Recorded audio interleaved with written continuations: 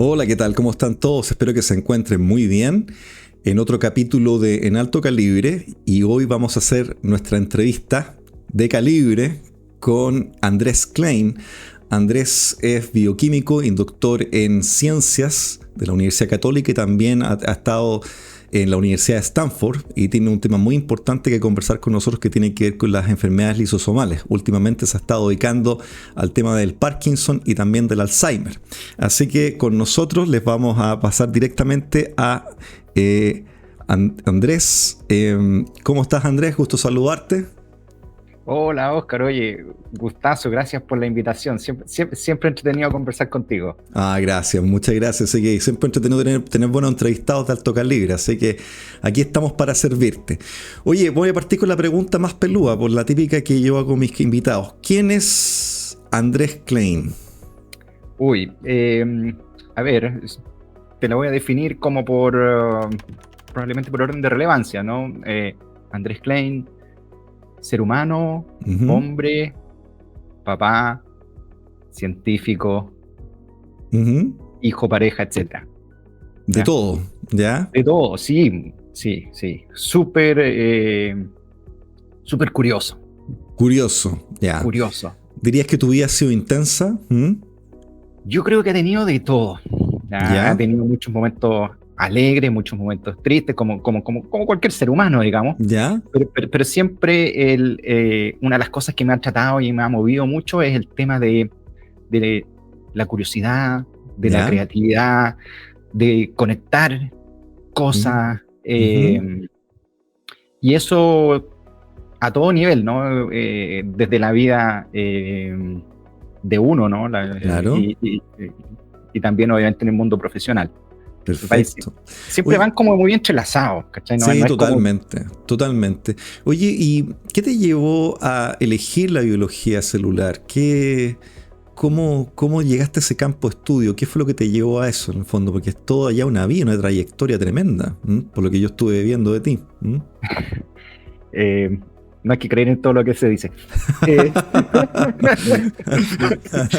Ok. a ver, mira, siempre me gustó la naturaleza, ¿Ya? desde chiquitito. Eh, Desde ver el programa del profesor Rosa, donde te pasaban los videos de los animales ¿Ya? y también, bueno, una influencia en la familia importante. Mi abuelito era médico, profesor en la Chile, etcétera. Y entonces yo tenía unas conversas largas con él para aprender cómo funcionaba el cuerpo, qué pasaba con las enfermedades, pero además era un tipo extraordinario porque sabía de historia, de filosofía. Él llegó de Europa cuando chiquitito, entonces me contaba las historias de, de cuando él vivía en Europa, etcétera. ¿Ya? Y a mí esas cosas me iban llamando mucho la atención, digamos, y bueno, obviamente mi abuelito quería que yo fuera médico, pero yo cuando decidí o me di cuenta más bien por ahí por tercero medio que la bioquímica era lo mío, porque era una cuestión que me apasionaba. Y entonces ahí yo hablaba con él y le decía, viejito, esto es la medicina del futuro, esto es entender cómo funcionan las cuestiones en chiquitito Ujú. y para el desarrollo de nuevas terapias, ¿ya? Wow. Y, y eso fue lo que me llevó primero a estudiar bioquímica. Ujú. Y después, bueno, tuve mucha suerte, ¿no? Tuve una mentora muy buena, con la Ujú. cual hasta el día de hoy tenemos una relación de amistad y de profesional. Seguimos colaborando y hacemos mucha ciencia juntos. ¿Ya? Y, y entonces tuve la suerte porque ella estaba en la Facultad de Medicina ¿Ya? y hacíamos intervenciones moleculares para ver cómo eso afectaba algunos aspectos de la fisiología. ¿Ya? ¿Ya? Y entonces me di cuenta que desde la biología molecular tenía las herramientas para poder entender todo desde lo chiquitito hasta las cosas un poco más macro. ¿Ya? Perfecto. Los Ujú. aspectos más fisiológicos, bueno, eso lo fui aprendiendo a medida que iba haciendo la tesis en ese caso.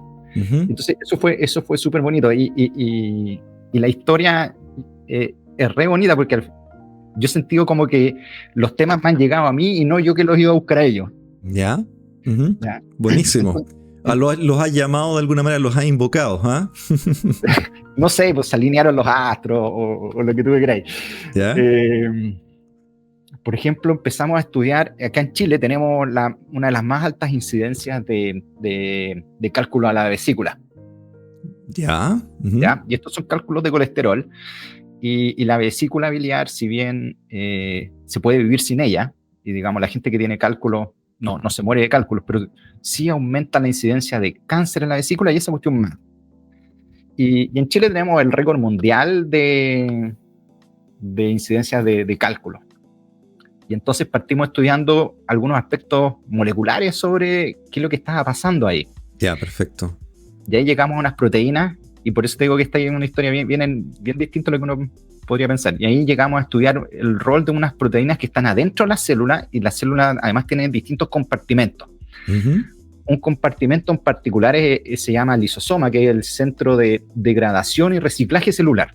Entonces llegan cochinadas desde afuera a la célula, no solamente cochinadas, sino cosas que también la célula necesita. Entonces ahí como que las corta, las organiza y las separa y las va tirando para afuera. Perfecto. Y entonces empezamos a estudiar el rol de una proteína que justamente unía colesterol en esta cuestión de los cálculos. ¿Ya? Y ahí determinábamos de que sí, efectivamente participaban, etcétera, etcétera. Pero ahí uno va leyendo y íbamos leyendo y aprendiendo que cuando esta proteína está ausente, genera una enfermedad súper grave. ¿Ya? Uh-huh. En general, en ciencia, nosotros cuando queremos saber la función de algo, lo que hacemos es retirar ese algo del sistema y ver qué funciones se pierden o ganan.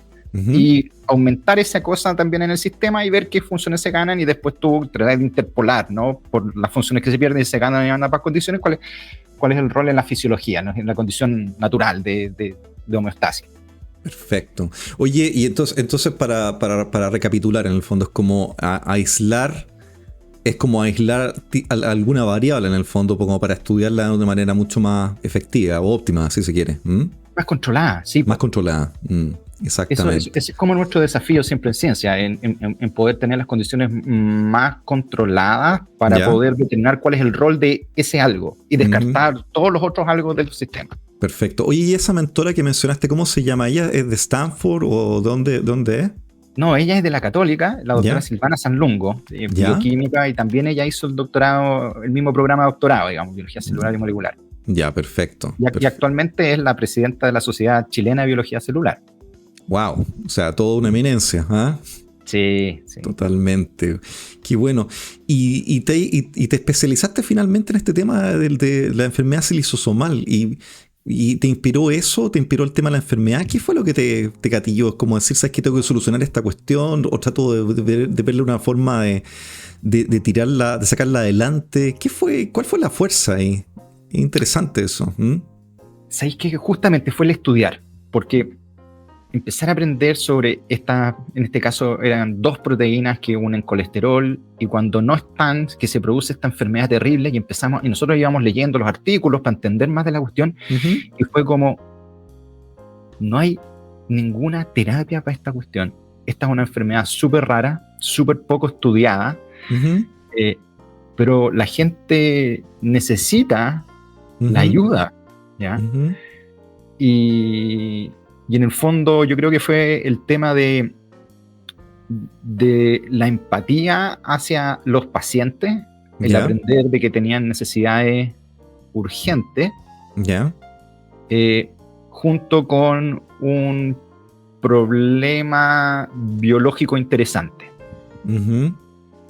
Entonces se juntaron las 2 cosas, y bueno, de nuevo, fue un periodo de mucha, yo digo suerte, gente que dice que uno se busca la suerte, pero siento que he tenido la oportunidad de estar en el momento preciso, en el lugar preciso. Buenísimo. Y ahí nos pusimos a estudiar el cerebro. Nosotros estábamos estudiando qué es lo que pasaba con el transporte de colesterol en el hígado, con la vesícula hacia el intestino, y de repente, ¡pum!, cerebro. Y me encantó. Buenísimo. Oye, pero que tú has estado, mira, tenés toda una experiencia, y me pasa mucho eso con las personas que realmente saben mucho, Tú demuestras una humildad increíble, Andrés, para todo lo que sé que sabes, ¿ya? Y eso pasa mucho con las personas que en el fondo se nutren y empiezan a subir a cierta vibración y son capaces de decir, bueno, no todo lo que se menciona es verdad, pero tú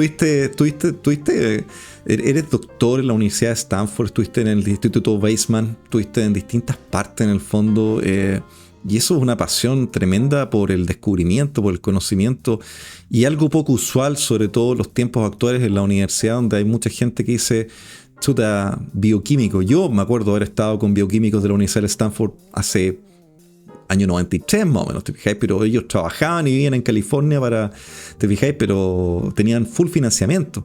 Y me imagino que acá en Chile la cuestión ha sido difícil para el tema del financiamiento. Cuéntame un poco ese tema, porque es un emprendimiento, es como un emprendimiento en sí mismo en el fondo. ¿Qué te ha pasado ahí, Andrés? A ver, hecho de... Mis pasadas por afuera fueron súper buenas para entender cómo se hacía la ciencia afuera de Chile comparado con Chile. ¿Ya? Yo si me traigo algo es la forma de pensar en cómo hacer ciencia. Y ahí hay hartas diferencias con respecto a lo que se hace acá. ¿Ya? Un poco por recursos y un poco por hacer más de lo mismo que ya está funcionando. Ya. Uh-huh. ¿Ya? Uh-huh. Entonces, como las lucas son pocas, entonces muchas veces la gente hace cosas como de poco riesgo y, no sé, pues así un descubrimiento en la lechuga y entonces te funcionó en la lechuga, lo veí en el repollo, te funcionó en repollo, veí el repollo morado, te funcionó, lo veí en el repollito Bruselas. Uh-huh. Y con eso alcanzáis a vivir en el ambiente científico. Uh-huh. Siendo un tipo así como bien planito. Uh-huh. ¿Ya? Entonces, uh-huh. yo lo que me traje fue una forma de pensar que nadie te la enseña, sino yo tuve ahí un poco la suerte de abrir los ojos y captar la diferencia. Uh-huh. Y entonces acá, por ejemplo, lo que hacemos mucho es sacarle la foto también al modelo. ¿Ya? Yeah. Nos traemos un modelo de afuera, le sacamos una foto y vemos qué es lo que pasa y somos buenos describiendo qué es lo que pasa. Uh-huh. En cambio, allá afuera, lo primero es que, bueno, generalmente se hacen como preguntas grandes, porque las preguntas grandes te van a echar una respuesta grande. Claro, claro. Después de eso, los tipos crean nuevos modelos. Uh-huh. Y después interrogan estos modelos usando tecnologías que son unbiased, no sesgadas. Ya, perfecto, unbiased. Unbiased. Y sí. dejan que el unbiased te lleve hacia donde la ciencia, hacia donde el conocimiento, hacia la base del conocimiento. Uh-huh. En cambio acá no, pues sacamos la foto y vamos a mirar la cuestión que nos interesa. En cambio, ahí estás con una mente abierta. Tú sabes dónde parte la historia, pero no sabes dónde termina. Claro. Es como la investigación a concho, o sea, no es esta cuestión que es como tan práctica o tan cortoplacista, si se quiere, ¿no? Más o menos. Sí, porque de vuelta, tú no sabes dónde terminar. Y eso es lo que yo me di cuenta de que se hacía muy bien afuera y acá se hacía muy poco. Yeah. Y hoy día, bueno, eso es lo que yo trato de transmitirle a mis estudiantes. ¿Ya? En el fondo, esta forma de hacer las cosas dejando de que el conocimiento te lleve. Claro. Totalmente. El descubrimiento te va llevando. Esa es la cuestión súper entretenida. Claro, totalmente. No, y en un mundo donde de repente la gente tiene miedo en el fondo porque buscan, bueno, si no encuentro lo que necesito en el corto plazo, en el fondo, chuta, estoy fallando, estoy fracasando, y la verdad es que es un camino constante de crecimiento y aprendizaje que uno va obteniendo. Entonces, yo creo que ahí está, la manera de llegar a nuevos descubrimientos. Y me imagino que el financiamiento ha llegado más de afuera en el fondo. ¿Qué te ha pasado aquí en la historia en Chile en el fondo? Pues, digámoslo así, son coñetes con las platas. ¿Qué pasa? ¿O piden demasiada mostración o piden un producto? ¿Qué es lo que te ha pasado en ese sentido, Andrés? Yo creo que hay, de nuevo, grandes diferencias con respecto a cómo se financia la ciencia en Chile con respecto al mundo. Acá uh-huh. Yo te diría que el 95% del financiamiento de la ciencia viene del Estado de Chile a través de la ANID, ¿no? La Agencia Nacional de Investigación y Desarrollo. ¿Ya? Y hay muy poca filantropía y las empresas acá en Chile no desarrollan. Las empresas acá en Chile, en mi área por lo menos, traen las cuestiones de afuera y tratan de replicarlas o simplemente dedicarse a vender los productos que están hechos afuera. Entonces, acá en Chile cuesta mucho poder hacer asociación academia-empresa, particularmente en proyectos que tú sabes dónde parten, pero no dónde van a terminar. En cambio, en Estados Unidos hay mucha filantropía que aquí no hay.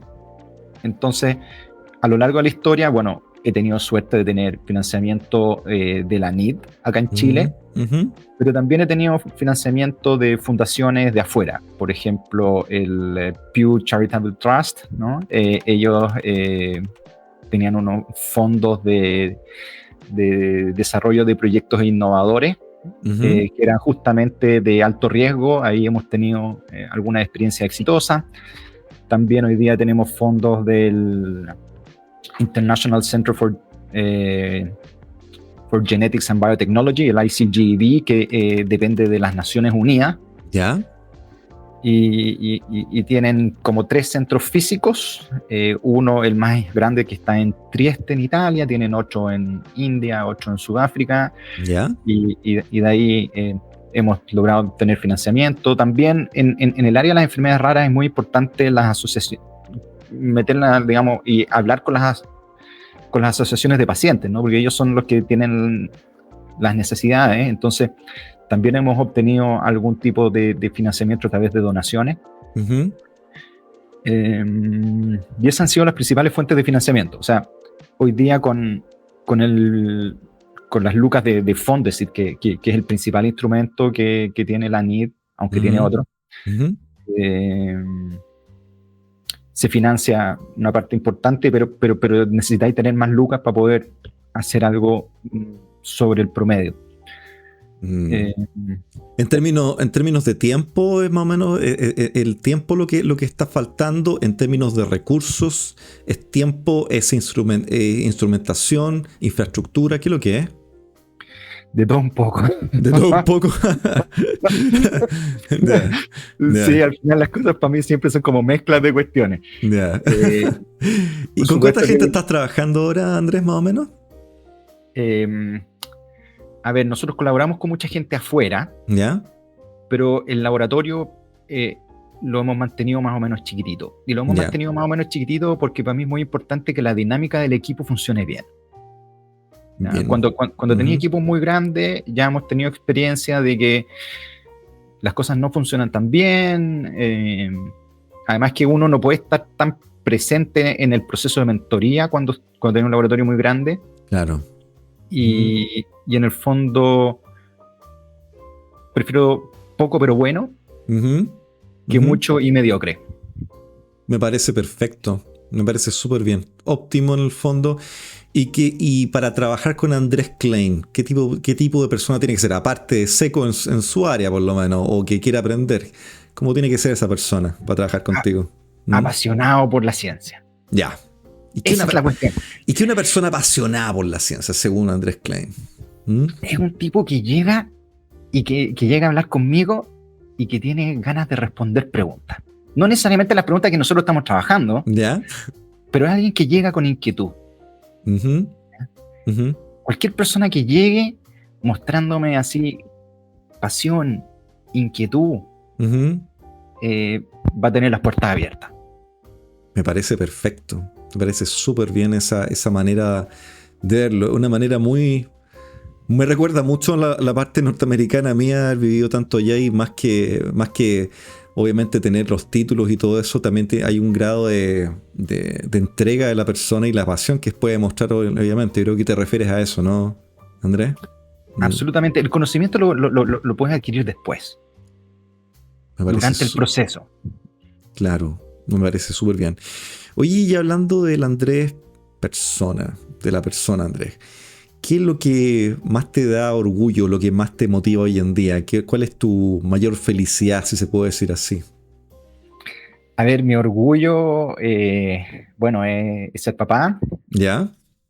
Yo, yo era chiquitito, tenía 4 años y me preguntaban la clásica pregunta, ¿tú qué quieres ser cuando grande?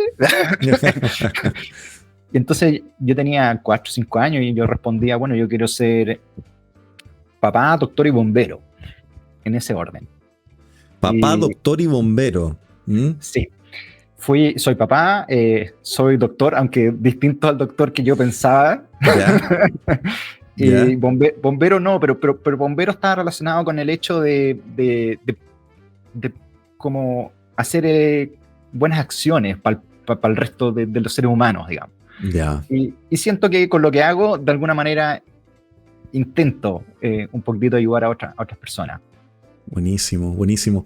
Hablemos de los hobbies. ¿Qué es lo que te gusta o qué otra cosa te apasiona aparte de la investigación en el fondo? ¿Ya? O sea, me imagino que hay otras cosas que te gusta hacer en el fondo. ¿Mm? Sí, o sea, claramente. Sabes que son cosas simples, ¿ah? ¿Ya? Pero que me encantan. ¿Ya? Por ejemplo, soy un apasionado por salir a caminar, ¿Ya? ¿ya? ¿Mm? El caminar, el estar, el darte cuenta de los lugares, de apreciarlos, de estar presente en el presente. Ujú, Y entonces salgo a caminar, intento hacerlo prácticamente todos los días cuando puedo, ujú. y soy goloso, entonces, que la cafetería de aquí, que el restaurancito de acá, que podéis comprar esta cuestión aquí, el tema del vino, que también me encanta, ahí he aprendido harto, pero Buenísimo. hay otras cuestiones que son súper simples que me encanta, que es como armar un puzzle también. Ya, te gustan los puzzles. Me gustan los Ahí, puzzles. ahí noto que cuando tú me dices caminar, porque yo también hago lo mismo, ¿ah? ¿Estás meditando cuando estás caminando? Porque me hablas del aquí y el ahora, en el fondo. Es como eso, ¿no? ¿Mm? Sí, sí, Ya, es como mi rato de meditación, sí. ya, perfecto. ¿Y qué pasa por la cabeza en ese momento? Eh, Pucha, va pasando de todo. Ya, Y entonces yo siento que a veces voy viendo mi día, a veces estoy mirando de la nada y ¡pum! Viene ya. una idea. eh, entonces, Ujú. dentro de los procesos así como de consolidación de memoria y qué sé yo, está súper estudiado que uno necesita también chantar la moto.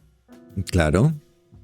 Y yo siento que esto como que me ayuda también, chanto la moto y solitas las ideas se van después organizando y estructurando. Ujú. Eh, entonces me sirve súper, me sirve mucho para eso, digamos. Oye, Además de la salud cardiovascular, etcétera, ¿no? sí, no, sí, importante, pues para uno mantenerse dentro de lo que puede, ¿no es cierto? Y el kilometraje lo podía aumentar después, ¿ah? Es Sí. siempre importante, ¿ah? A todos en el fondo, yo soy un poco más viejo que tú, pero nada, o sea, es así, hay que mantener ahí un balance que es súper importante. Oye, y alguien que estuviera, porque obviamente siempre, yo te diría que hoy día en Chile, y un poco mi opinión personal, ¿ah? Y un poco lo que miro en el fondo, como también profesor universitario, tú lo has sido, en el fondo es un poco el enfoque que están teniendo los alumnos en la educación hoy en día, ¿ya? Y como que uno siempre se va a las carreras más tradicionales, en el fondo, ¿no es cierto? Derecho, ingeniería comercial, si se puede llamar así, en el fondo, que es administración de empresas, o ingeniería civil, en el fondo, ¿ya? Y ¿qué le dirías a una persona que esté considerando una carrera en la investigación científica? Que esta cuestión es apasionante. Imagínate que está ahí, si hay alguien que tiene ganas de aprender esta cuestión, es lo más entretenido que hay. Imagínate que tú vas leyendo y de repente conectáis dos ideas y ¿Ya? decís, bueno, ¿será así o no será así? Ujú, ujú. Bueno, arremanguémonos las mangas, diseñemos un experimento y veamos qué pasa. Eso no es palabra, es una cuestión que tú la sientes, es maravillosa. Entonces, si hay alguien que tiene esa curiosidad, que se arriesgue, que no se deje llevar por los cánones estándar, como decís tú, que tiene que estudiar A, B o C, Ujú. es una carrera que se necesita pasión, conocimiento, mucho sentido común y mucha capacidad de sobreponerte a los resultados negativos. O sea, la frustración en el fondo. La frustración. Ya. Manejo la frustración, eso es re importante. Pero esta cuestión es maravillosa. Y hablando de eso, porque todos tenemos una historia de procesos en las cuales vamos, ¿no es cierto?, creciendo, nos vamos desarrollando, vamos, por ejemplo, ¿no es cierto?, aprendiendo. Yo no hablo del fracaso, sino que hablo siempre de una apertura de oportunidades. En el fondo, he cambiado yo en los años el lenguaje. ¿Cuál ha sido quizás esa frustración que te debe haber pasado, o fracaso? No me gusta decir fracaso, si se quiere, pero que fue un antes y después en el fondo en tu carrera, Andrés. Que en el fondo te llevó a un proceso de maduración. No estoy diciendo que uno sea inmaduro, lo que me refiero es que uno madura en el fondo en el sentido de crecimiento en el fondo. ¿Te recuerdas tú alguna experiencia ahí? Sí, hay tallas que son simpáticas también. ¿Ya? Entonces, por ejemplo, cuando yo estaba recién empezando a hacer mi tesis de pregrado, y tú has leído cómo hacer la técnica, Claro. qué sé yo, y la primera vez siempre alguien me mostraba cómo hacerla, la segunda vez yo metía las manos, y la tercera vez yo la hago solo, y hasta el día de hoy yo hago lo mismo con mis estudiantes en el lab. ¿Ya? Y nada, pues, uno cabro chico piensa que se la sabe todas, pues. Entonces, también, pues, primera vez que iba a aplicar una técnica, una cuestión chica, ya, que toma, no sé, pues, toda la preparación te toma un día y medio, una cosa así. Es poquito, ¿no? Para términos de laboratorio no es gran cosa. Y hago la cuestión, ¿ya? Y conecto los electrodos al revés. Y yo ahí, tú vas esperando y tenés que esperar como 3 horas y ver qué es lo que pasa, y no pasaba nada, pum. Y fue lo mejor que me pudo pasar en el primer experimento que yo hacía solo. No tan solo una cachetada de humildad, sino que aprender de que los pequeños detalles importan. Y yo les cuento esta anécdota a mis estudiantes siempre cuando se frustran porque algo no les pasó. Yo les digo, mira, la primera vez que hice esto, ¡pum! Nada. Buenísimo, buenísimo. Yo creo que eso es importante porque tú tienes ese carisma, porque se nota que tienes ese carisma de querer enseñar y ser un profesor, un mentor de verdad, que esa cuestión es importante, y eso se traduce también en tu estilo de liderazgo. Y aparte de la pasión que tú muestras en el fondo, ese liderazgo, el sacar lo mejor de las personas que trabajan contigo, ¿cómo tú lo proyectas, Andrés? Si me puedes hablar de eso. Yo hago muchas cosas muchas veces con más intuición que necesariamente conocimiento. ¿Ya?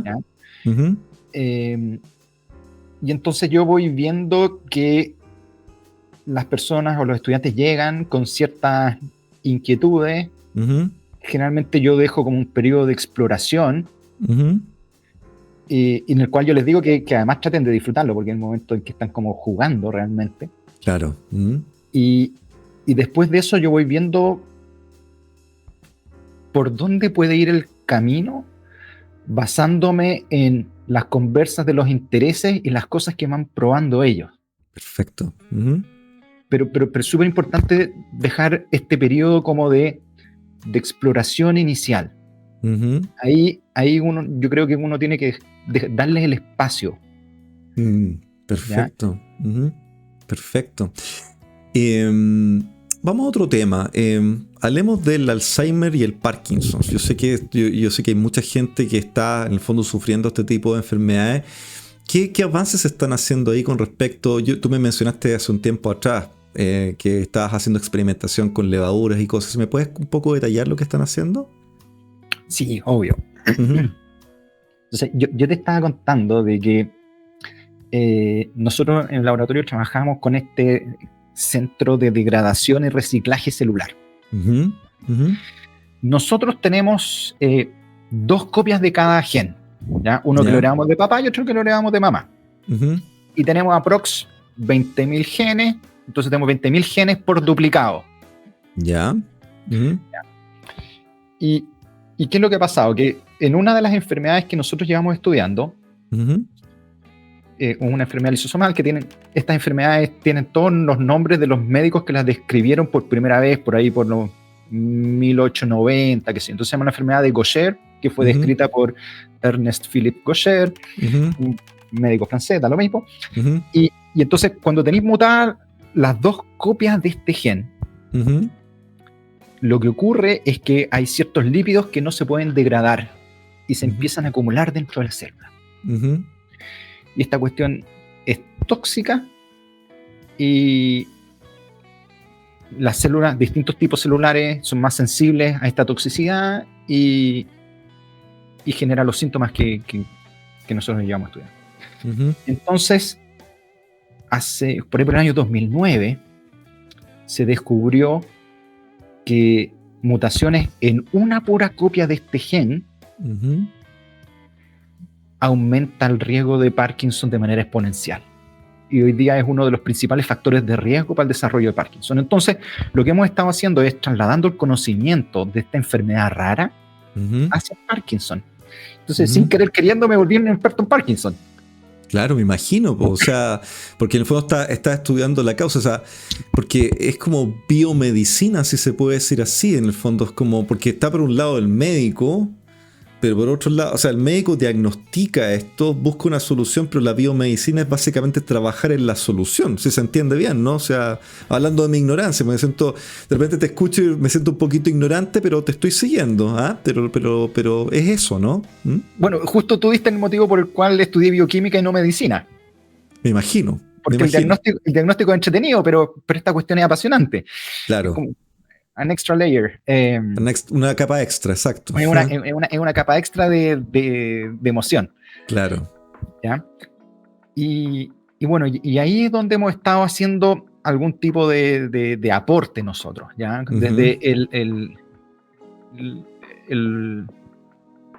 reutilizar el conocimiento de un lado hacia el otro. Y en el caso de otra enfermedad que nosotros llevamos estudiando hace harto tiempo, que también tiene un nombre más raro que la primera, se llama Niemann-Pick tipo C, por los dos descubridores. Niemann-Pick tipo C, ya. Claro. Y esta otra enfermedad que también es una enfermedad que generalmente es pediátrica, afecta el sistema nervioso de manera súper agresiva, se parece mucho al Alzheimer, es como un Alzheimer juvenil. Chuta, no tenía idea que eso, ya, y mismo síntoma en el fondo, pero con niños en el fondo. ¿Cuál es la edad más o menos que te puede venir esto más o menos?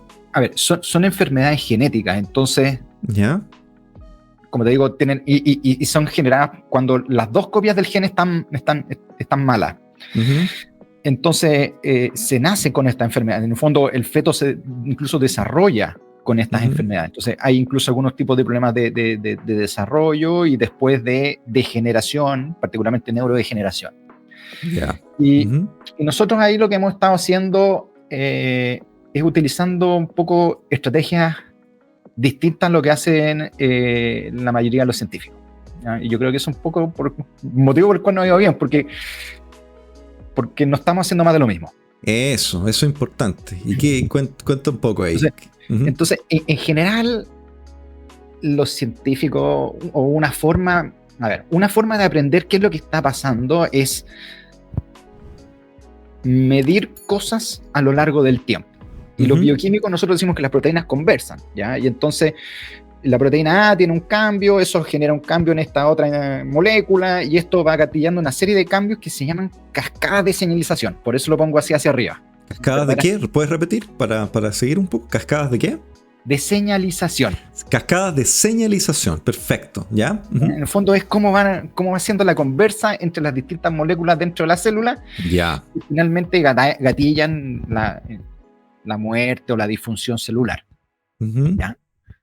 Ahora, nosotros hemos estado haciendo algunas cosas distintas porque han sido descritos en algunos casos pacientes que tienen la misma mutación, Ujú. pero que tienen síntomas distintos y en algunos casos incluso son asintomáticos. Perfecto. Ujú. Y entonces nosotros lo que hacemos es buscar a estos tipos que deberían tener estas enfermedades gravísimas, pero que no las tienen. Eso es Ujú. súper difícil porque no tienen síntomas, no ven médicos, nada. Perfecto. Y O sea, para explicar un poco y se entienda, es como cuando tú ves esas películas de zombies en el fondo, en que hay una persona que no se enferma, no se transforma en zombie y se la muerden. Eso más o menos, ¿no? Para explicarlo. ¿Ya? exactamente eso. Y si nosotros ¿Ya? entendemos por qué esa gente es resistente, ¿Ya? podemos desarrollar terapias para los susceptibles. Perfecto. Y ¿cachai? Perfecto. Que es distinto que la lógica de la cascada de señalización, po. Claro. Ujú. Y bueno, nosotros ¿cómo lo hemos conseguido? En algunos casos lo hemos conseguido estudiando familias donde hay gente que está afectada y ¿Ya? que hay algunos individuos que tienen las mutaciones y no están afectados o son mucho más leves. Ya. ¿Ya? Ujú. Entonces ahí vamos a estudiar las causas genéticas de esta cuestión. Ujú. Ahora, el problema es que nos cuesta mucho conseguir estas familias para estudiar. Entonces, ¿qué es lo que hacemos? Modelamos las enfermedades ¿Ya? en organismos, ¿Ya? pero de muchos backgrounds genéticos distintos. Ahora te lo explico. Así ¿Ya? como existe gente que no sé, pues, la población europea tiene características distintas que la población amerindia y que tú los puedes reconocer a la vista. Ujú. Eso se debe porque básicamente se han cruzado entre ellos, reproducido entre ellos, suena mejor, cruzado en Ujú. animales, y también han sido expuestos a distintas presiones selectivas que los hacen Ujú. ser como son. Ujú. Bueno, de la misma forma, tenemos ratones que son blancos, negros, café, grises y con otras características. Tenemos moscas que han sido aisladas de distintas partes del mundo y tenemos levaduras que han sido aisladas de distintas partes del mundo. Y en el fondo, estos modelos tienen pequeñas variaciones en sus genomas Perfecto. que los hacen que sean parecidos, pero no idénticos, lo mismo que nos pasa a nosotros. Por suerte Claro. tenemos dos ojos, una nariz, qué sé yo, pero no somos idénticos. Y esas diferencias se deben a pequeñas variaciones en nuestro genoma, además de, obviamente, los distintos ambientes en los cuales hemos estado expuestos. Claro. Ujú. Y entonces nosotros lo que hacemos es modelar las enfermedades. Últimamente lo estamos haciendo en levaduras de distintos orígenes, que vienen de distintas partes del ¿Ya? mundo. Ujú. Y cuando modelamos las enfermedades nos damos cuenta que algunas tienen como característica, algunos tienen, la enfermedad se les presenta como súper agresiva y a otras son súper resistentes. Perfecto. Ujú. Y entonces, dado que no tenemos las familias, nosotros las creamos Ujú. con estos bichos y vamos a estudiar el por qué. Y ha sido súper bonito porque las cosas que hemos encontrado en los humanos ocurre exactamente lo mismo por la conservación de los genes con las levaduras. Las cosas que hemos encontrado en las levaduras después vamos a validarlas en muestras de pacientes y a mí me impresiona lo conservado que somos. Wow. Wow.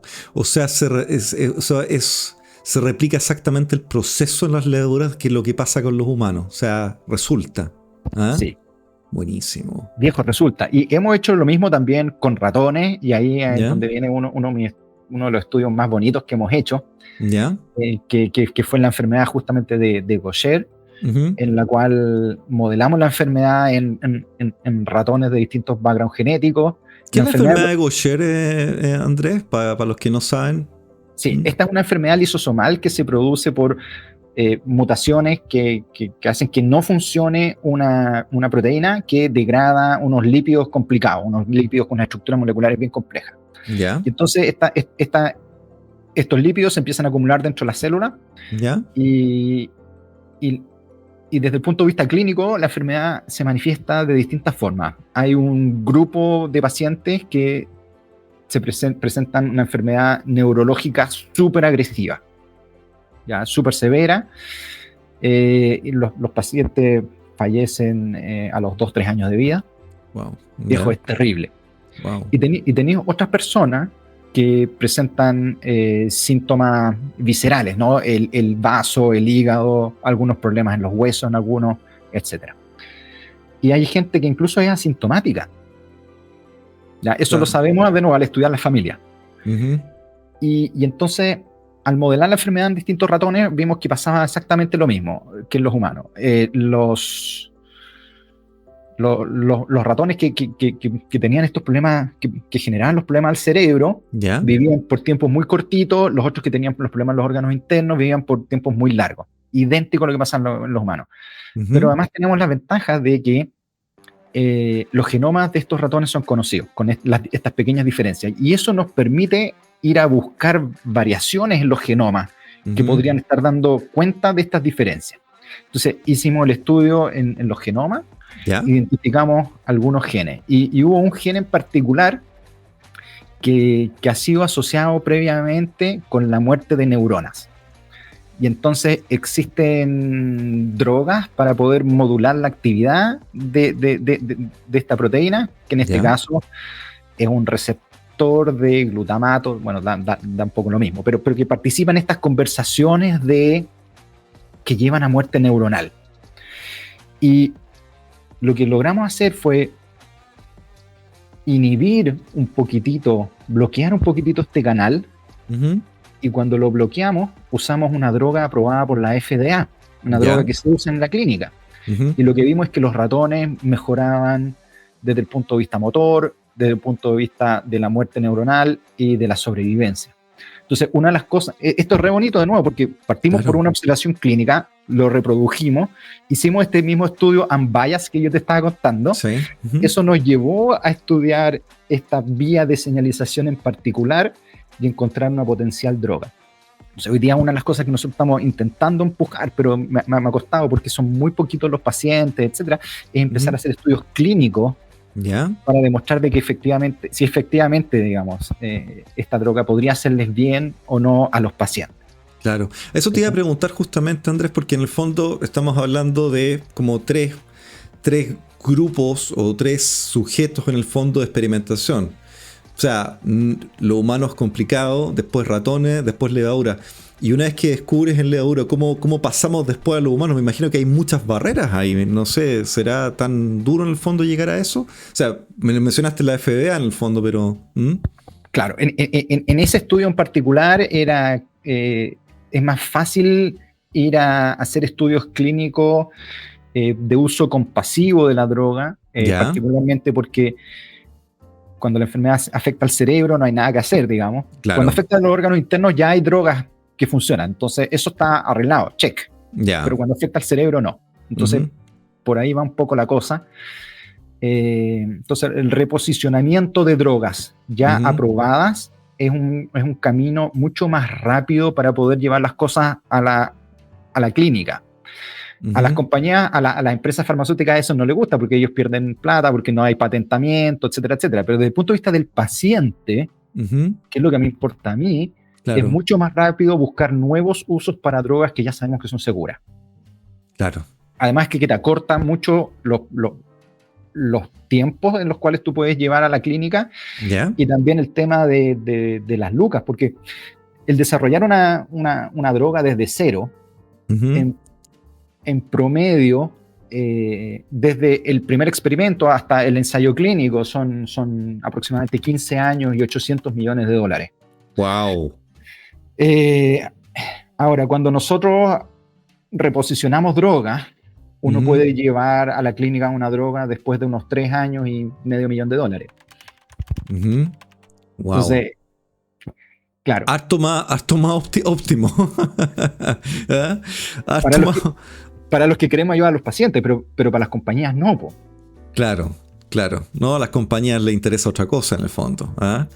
Entonces, aquí es como que estáis mencionando como 3 grandes actores. Tenemos las compañías farmacéuticas por un lado, tenemos a los médicos por el otro y tenemos a los bioquímicos por otro en el fondo. Como que estoy ahí entendiendo un poco más cómo se están moviendo estos actores en el mercado, ¿no es así, Andrés? Absolutamente. Y de vuelta, yo estoy tan convencido de esto, de que yo formo parte, soy como del comité científico asesor de una fundación gringa que es para el reposicionamiento de drogas. ¿Cómo se llama? Cures Within Reach. Curas a la mano. Cures Within Reach. Ah, qué bueno. Cures Within Reach, que están a la mano. Exactamente, que están ahí asequibles. ¿Ah? Exacto.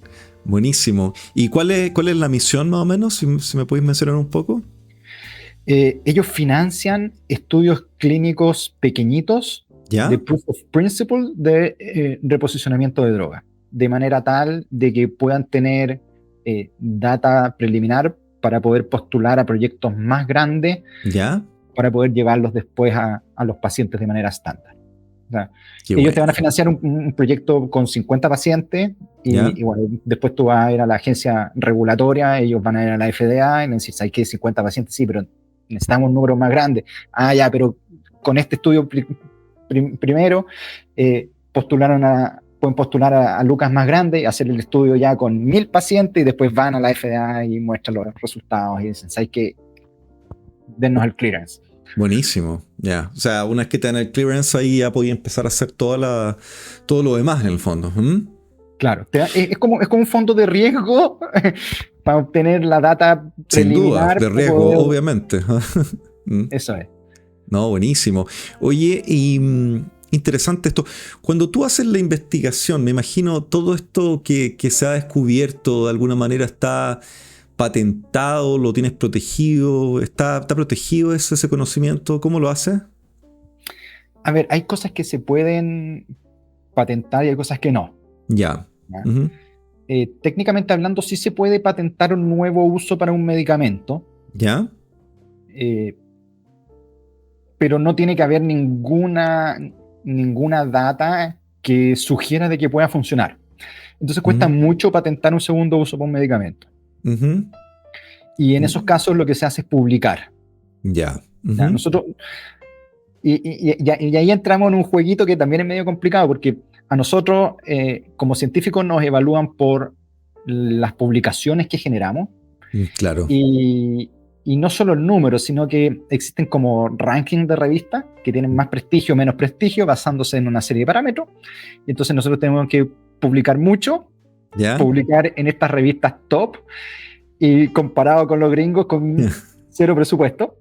Claro. Entonces nos evalúan por esto, por lo que publicamos y dónde publicamos, y por la cantidad de lucas que somos capaces de levantar. Ya. Y después por otros parámetros, así como cuánto capital humano ha formado, etc. Claro.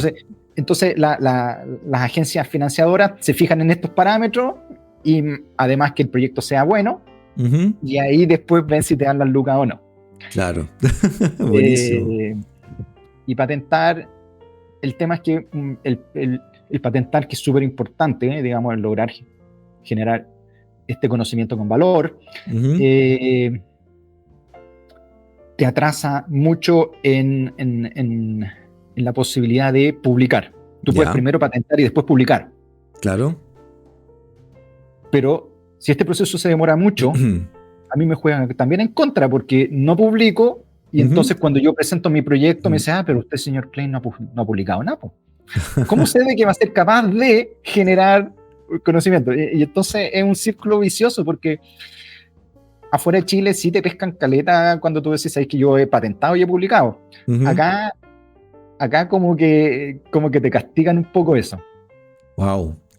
No, que lo encuentro súper como poco óptimo. Y eso ha sido así por años, y a nadie se le ocurre hacer un cambio en el sistema, entendiendo que además son como costumbres o malos hábitos que ya están como establecidos, ¿o no, Andrés? Claro, y la verdad es que yo siento de que aquí se le da un peso a lo que has publicado y cuánto has publicado, uh-huh.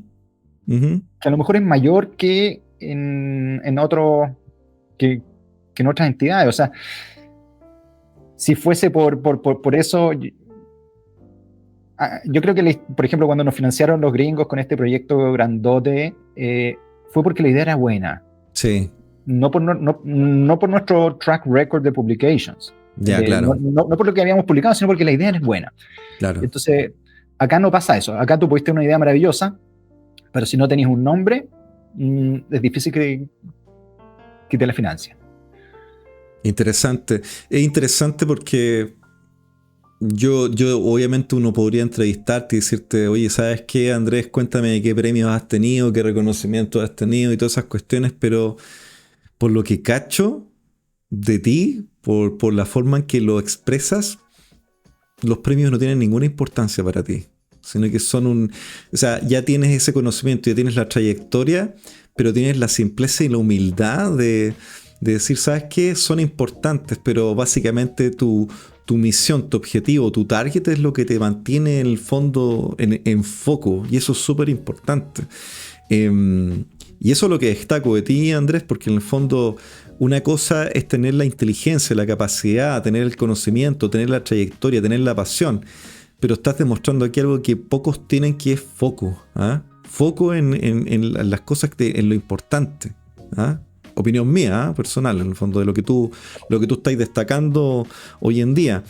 Y me imagino también de que cuesta un poco equilibrar el tema de la vida familiar con la pega. ¿Cómo estáis haciendo eso? ¿Se equilibra? ¿Puedes lograrlo en el fondo? Que es N pega, mucho trabajo. A ver, yo creo que en la vida los desafíos están en los equilibrios. Creo que es mucho más fácil vivir en los extremos que vivir en los equilibrios. Y eso ha sido parte de mi filosofía de vida siempre. Ya.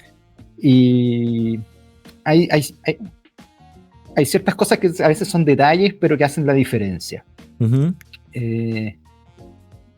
Calidad de tiempo sobre cantidad de tiempo. ¿Ya? Poner límites es súper importante. Poner límites.